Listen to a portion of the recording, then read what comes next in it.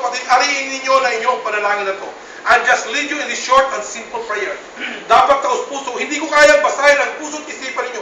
Timing kayo lamang at ang Diyos na nakakalam nito. Maaaring makipaglungkuhan ka sa akin, sige na nga para matapos na yan, para matigil na yan sa kadadakdak sa sirap dyan. No. Alam ng Diyos yung puso mo. Okay? Ipapahayag ng bibig, so hindi lang isip. So dapat may mga tinig na mamutawi sa inyong mga lalaki. Huwag kang mahihiya dahil sabi ni Jesus, ang sino mang ikakaya siya rito sa lupa, ikakaya niya rin sa kanyang amang nasa langit. So mananalangin po tayo, ulitin ko po, ariin ninyo na inyo ng panalangin ito. I'll just lead you in this short and simple prayer. Okay? Let's pray. Ulitin niyo po. Ama naming Diyos na banal, Ama naming Diyos na banal, pinakadakila, at pinakamakapangyarihan sa lahat. at pinakamakapangyarihan sa lahat. Maraming salamat po.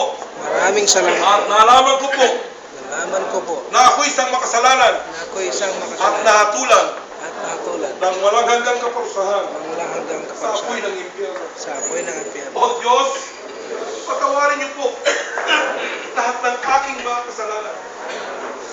Pinagsisisihan ko na po ito. Ama, maraming salamat po kay Jesus. Nananampalataya po ko ng buong puso Buong puso sa kanyang ginawa sa kanyang ginawa sa krus ng Kalbaryo. sa krus ng Nang Kalbaryo. siya'y mamatay, Siya ay namatay, inilibing, nilibing, ikatlong araw muling nabuhay, alang-alang sa aking mga kasalanan. Ngayong oras pong ito, binubuksan ko po ang pinto ng aking puso at inaaniyahan ko po si Jesus na pumasok para dito na manirahan. At ngayon din pong oras na to, tinatanggap ko po si Jesus ng buong puso bilang aking Panginoon at sariling tagapagligtas na magdadala sa akin sa langit kung ako'y mamamatay.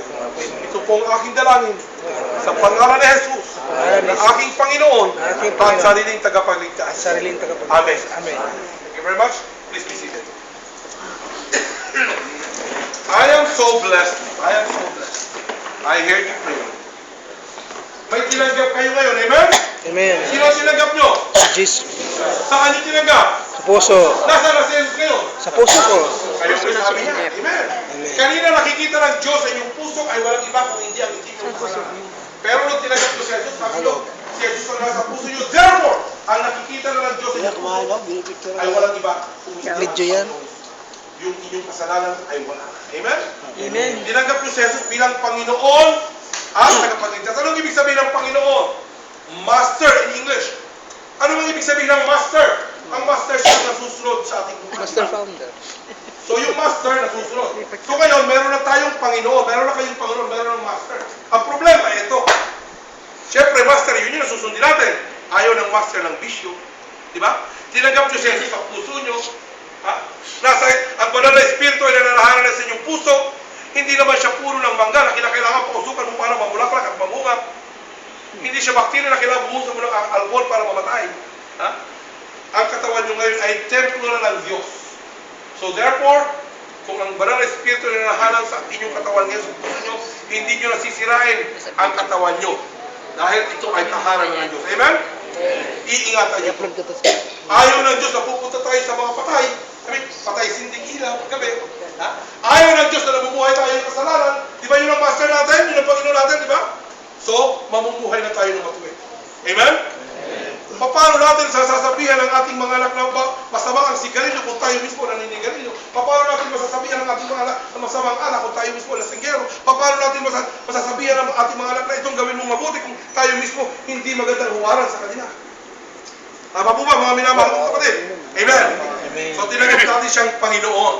Ayaw niya na mamumuhay tayo sa kasalanan. Alright? Siguro naman this time, magiging maayos ng kapatirang guardians. Si Kalbo, tulog si Kalbo. Tinanggap din natin si Jesus, hindi Tulog naman si bilang Joseph. Panginoon, kundi bilang tagapagligtas. So ngayon, kung tinanggap natin siyang tagapagligtas, meron na tayong tagapagligtas. Kung meron na tayong tagapagligtas, may pinagligtasan sa atin.